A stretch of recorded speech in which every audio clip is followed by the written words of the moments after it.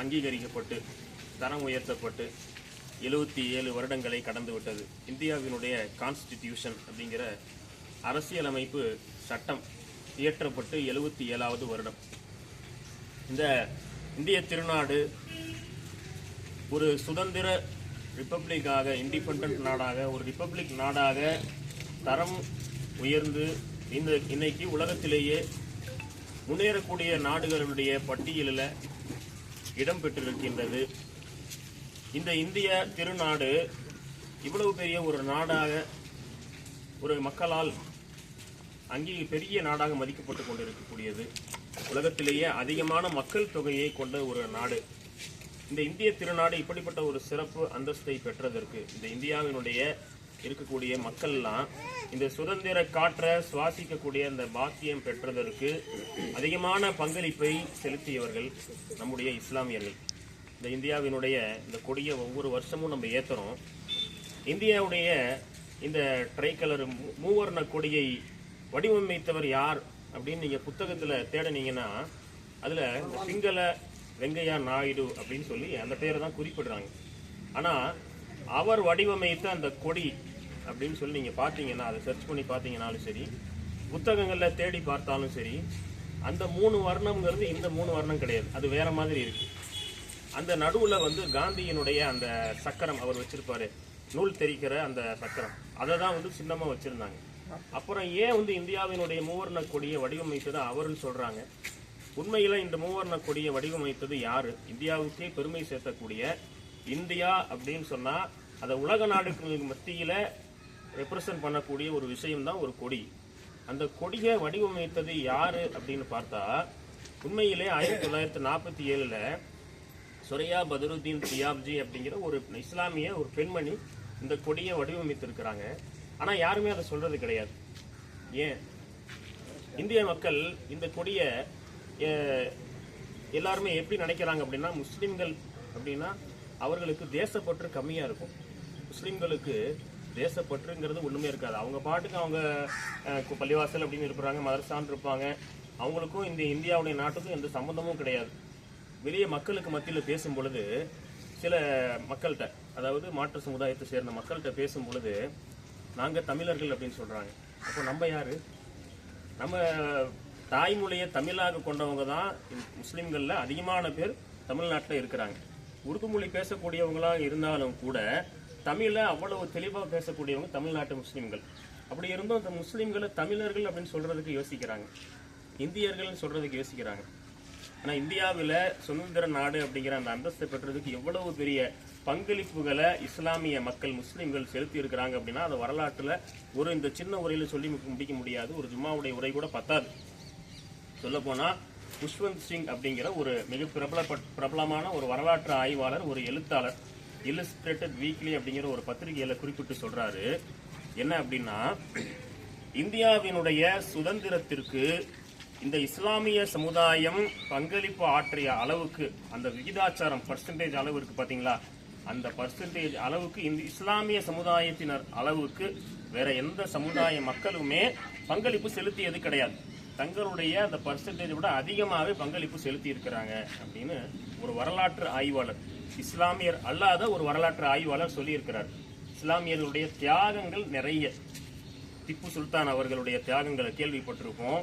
கடைசி நேரத்தில் தன்னுடைய இந்த கோட்டையை அந்த ஆங்கிலேயர்கள் சுற்றி வளைத்த அந்த சமயத்தில் அவங்க கூட இருந்த மக்கள்லாம் சொல்றாங்க, நம்ம தப்பிச்சு ஓடலாம், குறுக்கு வழி இருக்கு, குகை எல்லா ஏற்பாடும் இருக்கு, உள்ள தப்பிச்சு போறதுக்கான வழியெல்லாம் இருக்கு. அந்த நேரத்தில் அவர் சொன்ன வார்த்தை, 100 நாட்கள் ஒரு ஆடாக பயந்து போய் வாழ்றதை விட ஒரு நாள் சிங்கமாக வாழ்ந்து விட்டு மரணித்து போகலாம் அப்படின்னு சொன்னார். நாட்டுக்காக ஒரு சிங்கமாக வீரமாக நின்று சிம்ம சொப்பனமாக திகழ்ந்து விட்டு பல ஆங்கிலேயர்கள் நடுநடங்க வச்சு விட்டு தொடை நடங்க வச்சு கடைசியில வீரமாக இறந்து போனார், வீர மரணம் அடைந்தார். இந்த முகலாய வம்சத்தினருடைய கடைசி அரசர், அவர் பேர் என்ன, பகதூர் ஷா. பகதூர் ஷா எப்படிப்பட்ட ஒரு தேசப்பற்று உடையவர் அப்படின்னா, அவர் ரங்கூன் சிறையில வச்சிருக்கிறாங்க.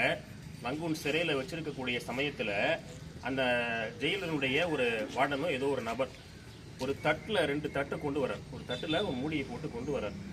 கொண்டு வந்து அவருக்கு கடுமையான பசியில இருக்கும்போது உணவு வைக்கிற மாதிரி அந்த தட்டை முன்னாடி வைக்கிறாங்க. அந்த தட்டை திறந்து பார்த்தா உள்ள அவருடைய மகனுடைய 2 மகன்களுடைய தலை இருக்கு. இதை பார்த்த உடனே அவர் நடுங்கி போயிடுவாரு, அவர் வந்து பயந்து அழ ஆரம்பிச்சிடுவாரு அப்படின்னு அவன் எதிர்பார்க்குறான். ஆனால் அவர் சிரிக்கிறார். என்ன சொல்றாரு அப்படின்னா, எனக்கு முன்னாடி இந்த 2 பேரும் சொர்க்கத்துக்கு போயிட்டாங்கல்ல, அதை நினைச்சு நான் சந்தோஷப்படுறேன். ஏன் தன்னுடைய நாட்டுக்காக உயிரை கொடுப்பதை கூட ஒரு வீர தியாகம், ஒரு உயர்ந்த மரணம் அப்படின்னு நினைச்சாங்க இஸ்லாமிய அரசர்கள். இது நிறைய உதாரணங்கள் இருக்கு. ஃபத்தஹ்பூர், யூபியில் இருக்கக்கூடிய ஃபத்தஹ்பூர் அப்படிங்கிற இடத்துல ஒரு மரம், ஒரு புளிய மரத்துல 52 பேரை தூக்கிலிட்டு ஆங்கிலேயர்கள் ஒரு மக்களுக்கு பாடம் புகட்டணும் அப்படின்னு ஒரு விஷயத்தை அரங்கேற்றாங்க. 52 பேர்களுமே முஸ்லிம்கள். இன்றைக்கும் அந்த மரம் ஒரு வரலாற்று சின்னமாக போற்றப்படுது.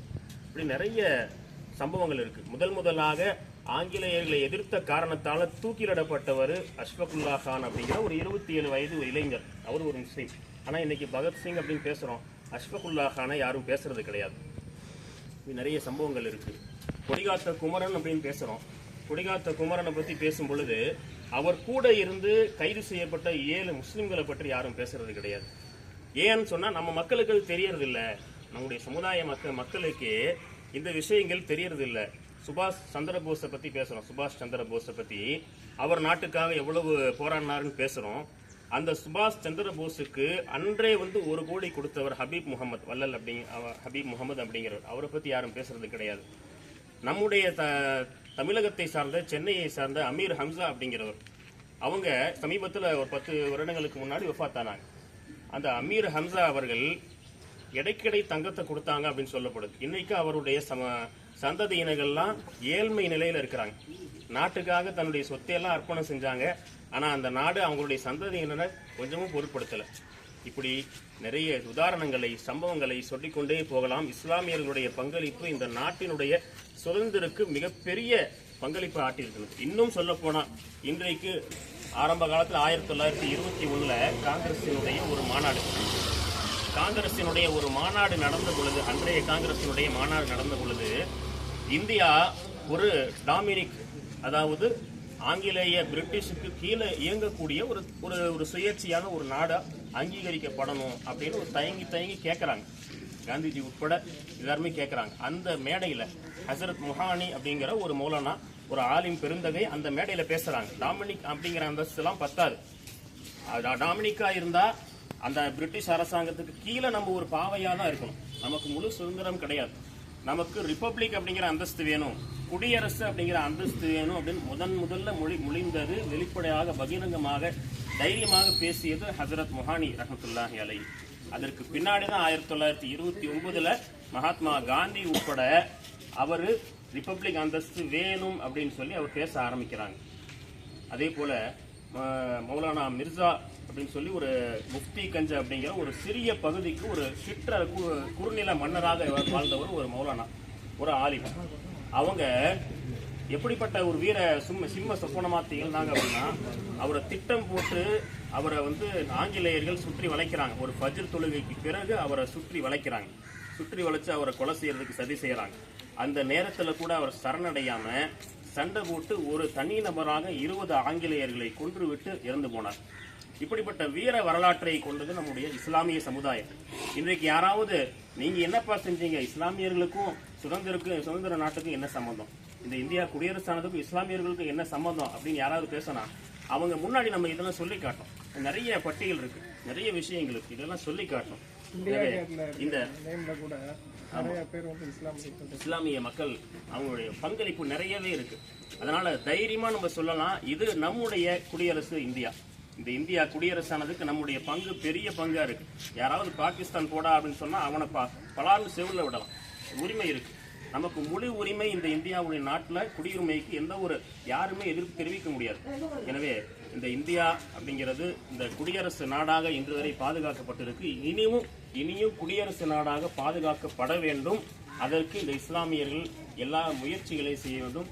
எனவே அப்படிப்பட்ட ஒரு நல்ல அமைதி பூங்காவாக இந்த இந்தியாவையும் தமிழகத்தையும் அல்லாஹு தஆலா ஆக்கி அருள் புரிவானாக. அல்ஹம்துலில்லாஹி ரப்பில் ஆலமீன். அஸ்ஸலாமு அலைக்கும் வரஹ்மத்துல்லாஹி வபரகாத்துஹு.